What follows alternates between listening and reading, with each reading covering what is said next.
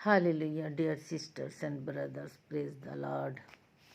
Christmas के महीने में प्रभु आप लोगों के लिए वचन भेजते हैं कि आप और खुशियाँ मनाओ। जिस तरह क्रिसमस के महीने में पार्टियाँ करते हैं, अपनी ज़िंदगियों में भी पार्टियाँ बनाइए। अपने जीवन के हर एक क्षण में पार्टी मनाइए। उतनी खुशियाँ भर देते हैं प्रभु, उतनी खुशियाँ आप मनाइए।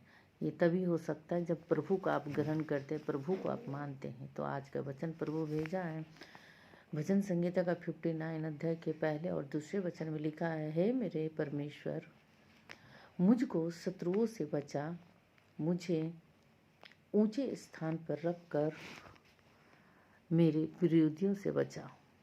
दूसरे वचन में लिखा है, मुझको बुराई करने वालों के हाथ से बचा और हत्यारा से मेरा उद्धार कर।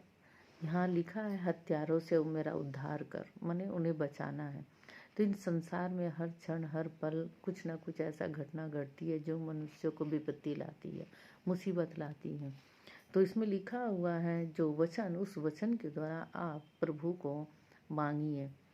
हर क्षण हर पल प्रभु के ऊपर में आपका ध्यान होना चाहिए, जिससे कि प्रभु को लगे कि ये मेरा पुत्र है, मेरा संतान है। तो प्रभु कहते हैं कि जो वचन को मानेंगे, मुझे जो ग्रहण करते हैं, मैं उनके रास्तों को सरल करता हूँ, उनके जीवन में विपत्तियों से बचा लेता हूँ, मुसीबतों से बचा लेता हूँ।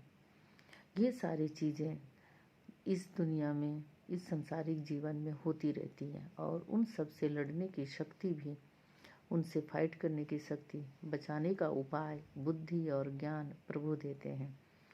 तो आप इन वचनों को प्रभु के लिए मांगिए और कहिए कि प्रभु इन वचनों को हमारे जीवन में, इनको भरपूर आशीष से भर दीजिए, क्योंकि वचन में आप है, आप में वचन है।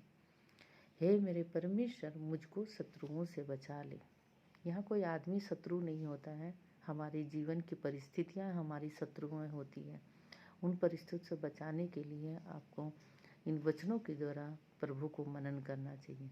जो वचनों के द्वारा प्रभु को मनन करते हैं, उनको अपने जीवन में उतारते हैं, जीवन को सौंपते हैं, वही सही रास्ते पर रहते हैं।